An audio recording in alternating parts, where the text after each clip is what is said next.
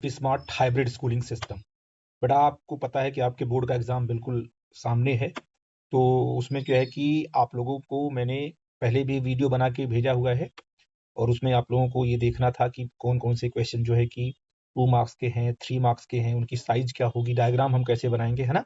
उन पर 1 bye 1 discuss किया था मैंने उसी प्रोग्राम को मैं आगे बढ़ा रहा हूँ। अभी मैंने जो है कि मैंने जो आपकी कॉपी चेक की तो मुझे लगा कि आप लोगों को बताना जरूरी है कि अगर आपके 2 मार्क्स के क्वेश्चन आते हैं, सिर्फ 2 लाइन में लिखना नहीं होता है, ठीक है ना। उसकी अपनी एक साइज होती है, जितना क्वेश्चन पूछा गया उतना आपको आंसर देना पड़ेगा, अदरवाइज आपके नंबर कट जाते हैं, ठीक है ना। तो इसलिए क्या है कि अगर 2 मार्क्स के क्वेश्चन हैं तब भी उन पर डायग्राम बनाना है, डायग्राम बनाओ और जो उसका एक्सप्रेशन है उसको लिखो। जैसे आपका पहला एग्जाम्पल मैंने यहाँ दिया, देखो ध्यान से मैंने लिया है कि define the radius of gyration, right expression for it. ये 2 मार्क्स का ही पूछा गया है, लेकिन देखो कितना हमने पॉइंट आउट किया है। आपको पहले सबसे पहले आप डिफाइन करोगे कि what is the radius of gyration, defined as the distance from the axis of rotation which whole mass of the body supposed to be concentrated so that the moment of inertia is the same as with actual distribution of the mass। इसका मतलब क्या है कि कोई body है, इस body की से एक एक्सिस पास कर रही है, इसकी इसमें क्या है कि डिफरेंट डिफरेंट मासेस क्या है लगे हुए हैं, ठीक। m1 m2 आपने रखा है, सबका डिस्टेंस आपने दिया है। इसकी मोमेंट ऑफ इनर्शिया क्या होगी, I is equal to M R one का square plus M R two square. सारे मासेस को आपने सेम बना रखा है, ये होगी मोमेंट ऑफ इनर्शिया, ठीक। आपने नोट कर लिया। अब इसका रेडियस ऑफ जायरेशन क्या है, अब इसका रेडियस ऑफ जायरेशन क्या है कि पूरे के पूरे मास को एक पॉइंट मास मान करके आप किसी एक पॉइंट पर रखिए और एक्सिस ऑफ रोटेशन से उसका डिस्टेंस लीजिए के, उस डिस्टेंस ले लीजिए आप, और फिर इस पॉइंट मास, पूरे पूरे मास को यहाँ पर पॉइंट मास मान करके इसको रोटेट कराया, के डिस्टेंस पे रखिए। और डिस्टेंस आपको इतना सेट करना है कि इसकी जो मोमेंट ऑफ इनर्शिया हो वो मोमेंट ऑफ इनर्शिया इसकी मोमेंट ऑफ इनर्शिया के बराबर हो जाए। तो ये जो डिस्टेंस आपने सेट किया हुआ, that distance is known as radius of gyration of this body. आई बात समझ में? तो आई थिंक मेरी बात क्या क्या हुआ तुम्हारा, ये सब मैंने पॉइंट आउट किया हुआ। देखो, consider a body of mass m consisting of n particle each of mass m, सब मैंने पॉइंट आउट किया है। The moment of inertia of the body, क्या हमने लिखा है कि बॉडी की मोमेंट ऑफ इनर्शिया ऐसे होगी आई, अच्छा यहाँ पर m r1 का स्क्वायर लिख दिया मैंने, I is equal to m r1 square r2 square r n square कर दिया। अब हमने क्या किया कि m क्या चीज है, m एक स्मॉल मास, एक पार्टिकल का मास है, हमें टोटल बॉडी की बात करनी है। तो हमने क्या किया, कुल कितने नंबर ऑफ पार्टिकल्स हैं, n नंबर ऑफ पार्टिकल्स हैं, तो हमने n से मल्टीप्लाई और n से डिवाइड कर दिया, तब आपका यहाँ मिल जाएगा, आपको टोटल मास मिल जाएगा। ठीक है बेटा जी, यहाँ पर m n into capital M कर दिया हमने। I इज इक्वल टू क्या हो जाएगा तुम्हारा, कैपिटल M का मतलब टोटल मास आ गया, r1 square plus r2 square and rn का स्क्वायर, ठीक है ना। ये मैंने मोमेंट ऑफ इनर्शिया इस बॉडी की निकाली, ठीक है ना। But in term of radius of gyration, अगर के क्या चीज है, रेडियस ऑफ जायरेशन है, तो इसकी भी मोमेंट ऑफ इनर्शिया क्या होगी, I is equal to M के स्क्वायर। और ये मोमेंट ऑफ इनर्शिया और ये मोमेंट ऑफ इनर्शिया बराबर होनी चाहिए, तभी आपका जायरेशन डिफाइंड होगा। तो फ्रॉम 1 एन टू के इज इक्वल टू इतना आ गया, तो के इज इक्वल टू क्या हो गया, r1 रूट में r1 square r2 square plus rn square upon n। ये हुआ रेडियस ऑफ जायरेशन, यानी डिस्टेंस कितनी होनी चाहिए। जहां पर के हम सेट कैसे करेंगे, ऐसे अपने मन से तो कर नहीं लेंगे ना, आपको न्यूमेरिकली रखना पड़ेगा। इसे बोलते हैं root mean square distances of, तो इसे आरएमएस बोलते हैं, है ना। तो रूट मीन स्क्वायर डिस्टेंसेस, तो के इज इक्वल टू क्या होगा, r1 r2 r3 जो आपके डिस्टेंसेस हैं उनका क्या करो, स्क्वायर करो, फिर उसका क्या निकाल लो, मीन निकालो, फिर उसका रूट निकाल लो, तो आपको क्या मिल जाएगा, रेडियस ऑफ जायरेशन। सिंपल सी बात थी। और इसके बाद यहाँ पर डिफाइन कर लास्ट में कि thus the radius of gyration k of the body is equal to the root mean square distance of the various particles of the body from the axis of rotation. तब जाके पूरा का पूरा 2 marks का आपको मिलेगा। आई थिंक मेरी बात आप समझ पाए मैं क्या बोल रहा हूँ, ठीक है बेटा जी। ये 2 मार्क्स का क्वेश्चन है, लिखना बड़ा आसान है, समझ गए तो आराम से लिख लो, ठीक है बेटा जी। अब देखो क्वेश्चन आ गया, find the ratio of the radius of gyration of hollow sphere and that of solid sphere of the same mass. ये आपका हॉलो स्फीयर है, इसकी मोमेंट ऑफ इनर्शिया क्या होती है, 3/5 mr स्क्वायर, इसकी क्या होती है सॉलिड 2/5 mr स्क्वायर। कैसे हम लर्न करेंगे, क्योंकि हॉलो स्फीयर में पार्टिकल, जो पार्टिकल का डिस्ट्रीब्यूशन है वो एक्सिस ऑफ रोटेशन से अधिक डिस्टेंस पे है। तो moment of inertia I is equal to क्या होती है, एम आर स्क्वायर होती है, जिसका डिस्टेंस ज्यादा होगा उसकी मोमेंट ऑफ इनर्शिया क्या होगी बेटा जी, ज्यादा होगी। आई थिंक मेरी बात आप समझ पर मैं क्या बोल रहा हूँ, ठीक है ना। हाँ, तो आप मुझे बताइए कि अगर इसकी मोमेंट ऑफ इनर्शिया इतनी है तो यहाँ पर बोलो जी क्या हो जाएगा तुम्हारा, यहाँ पर 3/5 ये आपका इसका निकालो, what is the radius of gyration क्या होगा, 3/5 mr² इक्वल टू एम के स्क्वायर होगा। यहाँ से m से m कट कर दोगे तो k कितना आ जाएगा, k इज व्हाट, √3/5 इंटू हो जाएगा तुम्हारा r, ये आपका k फॉर हॉलो आ गया, है ना, radius of gyration for hollow आ गया। इसके लिए क्या होगा, इसके लिए आप क्या करोगे, इसकी मोमेंट ऑफ इनर्शिया 2 क्या है 5 है, mr² है, और m के स्क्वायर क्या है, इसका जाइरेशन हो जाएगा, रेडियस ऑफ जाइरेशन के टर्म में आ जाएगा मोमेंट ऑफ इनर्शिया, m से m आपका कट जाएगा, k is equal to k for solid क्या आ जाएगा, बोलो बच्चा जी, ये √2/5 और इंटू r आ जाएगा।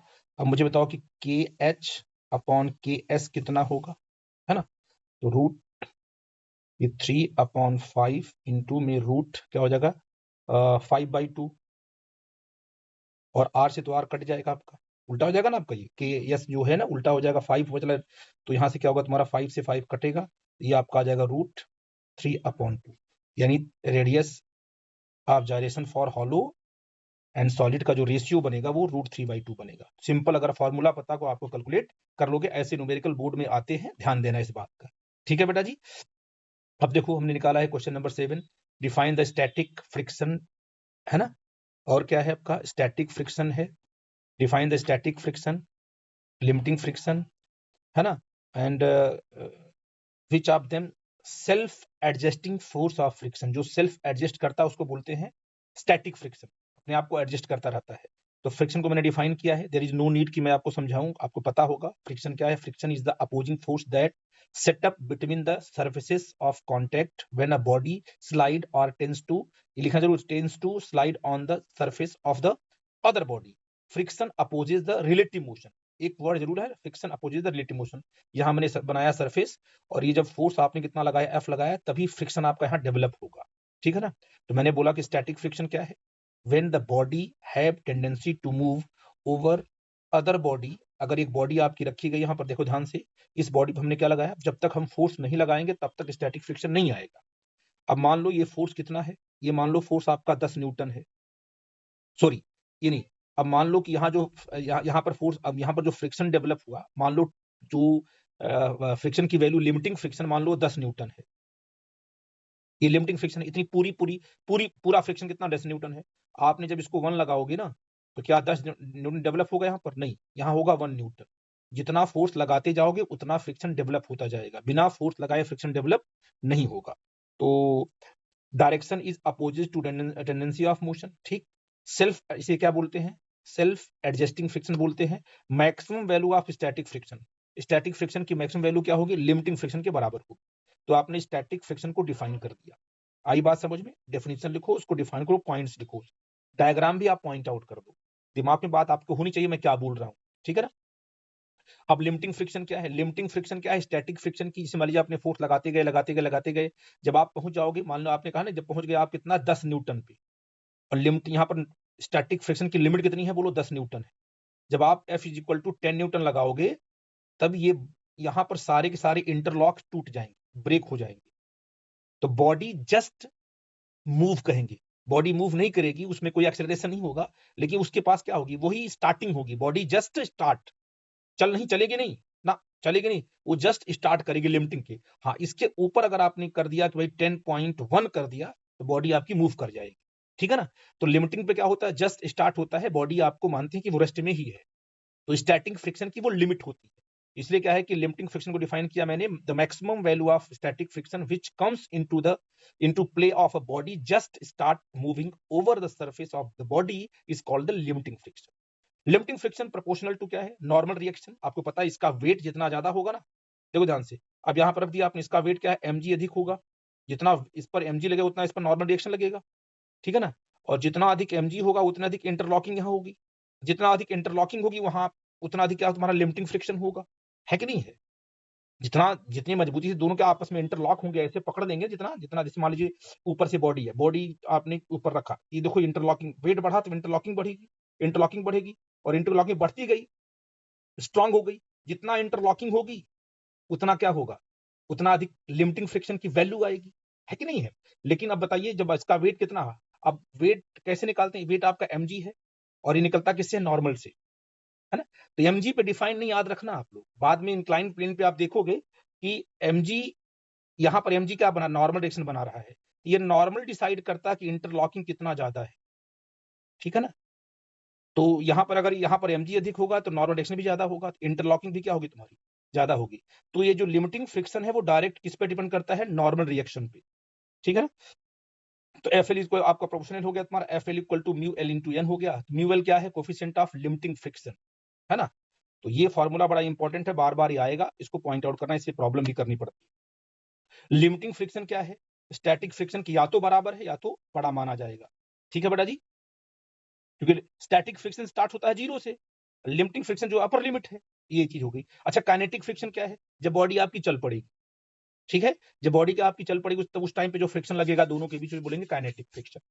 तो kinetic friction is the force of the friction acting between two surfaces in contact when there is relative motion, जब मोशन आपका स्टार्ट हो गया बिटवीन देम, इट न्यूमेरिकल, अब इसकी जो न्यूमेरिकल वैल्यू होती है एफ के की का मतलब काइनेटिक फ्रिक्शन, म्यू के इंटू एन, ये भी म्यू के इंटू एन से ही होगा, और म्यू के क्या है, कोफिशिएंट ऑफ काइनेटिक फ्रिक्शन है, और एन आपका नॉर्मल रिएक्शन है। पहला क्या है इसमें point, it does not depend upon the type of motion, ये किस टाइप का मोशन आपको उस पर डिपेंड नहीं करता है। और जो काइनेटिक फ्रिक्शन की वैल्यू होती है वो लिमिटिंग से कम होती है। क्यों कम होती है बताता हूं मैं आपको। जैसे लिमिटिंग मान लो आपने 10 है, जैसे यहाँ पर इंटरलॉकिंग सारे ब्रेक होंगे ना तभी चलेगा नहीं ये। जैसे आपने कहा कि फोर्स हमने कितना लगा दिया, 10.1 लगा दिया, ये बॉडी चल पड़ेगी, जब बॉडी चल पड़ेगी तो यहाँ पे जो फ्रिक्शन डेवलप होगा वो 10 न्यूटन से थोड़ा सा कम हो जाएगा, क्योंकि काइनेटिक जब फ्रिक्शन जब बॉडी चलने लगती है तो इंटरलॉकिंग पहले से ही टूट जाती है। तो जो फ्रिक्शन लिमिटिंग पे आना चाहिए वो तो है लिमिटिंग पर, लेकिन जब बॉडी चल पड़ेगी तो काइनेटिक फ्रिक्शन की वैल्यू थोड़ी सी लिमिटिंग से क्या होती है, कम होती है। इस बात का आप लोग ध्यान रखना, इसलिए मैंने यहाँ पॉइंट आउट कर दिया है, ठीक है बेटा जी। और ये डायग्राम जरूर बनाना आप लोग जब भी एक्सप्लेन करो लिमिटिंग, काइनेटिक और स्टैटिक फ्रिक्शन। ये हमने अप्लाइड फोर्स लगा दिया, ये हमने क्या लगा दिया, फोर्स ऑफ फ्रिक्शन लगा दिया। अब देखो आपका जो है कि पहले जीरो फ्रिक्शन, फ्रिक्शन बढ़ा, फोर्स बढ़ाया, अप्लाइड फोर्स बढ़ाया, तो फ्रिक्शन बढ़ा, फ्रिक्शन बढ़ा, फ्रिक्शन बढ़ा, बढ़ा करते करते एक पॉइंट ऐसा आ जाएगा, ए पॉइंट से बोलेंगे लिमिटिंग फ्रिक्शन। लिमिटिंग फ्रिक्शन पर मैक्सिमम जो है आपका फ्रिक्शन हो जाएगा, ठीक है। इसके बाद जब बॉडी आपकी चल पड़ेगी, देखो काइनेटिक फ्रिक्शन बी पॉइंट से स्टार्ट होगा, यानी बी पॉइंट पर काइनेटिक और तुम्हारा जगह तुम्हारा कांस्टेंट, यानी काइनेटिक ये पूरा का पूरा लिमिटिंग है और ये क्या तुम्हारा काइनेटिक है। आप देखो कि लिमिटिंग से काइनेटिक क्या थोड़ा सा कम है, क्योंकि इंटरलॉकिंग टूट चुकी होती है, ठीक है ना, काइनेटिक के टाइम पर। आई थिंक मेरी बात आप समझ पाए, ये डायग्राम भी आपको एक्सप्लेन करना जरूरी है, ठीक है ना। बार बार पूछता है कि what is the friction, state the law of limiting friction.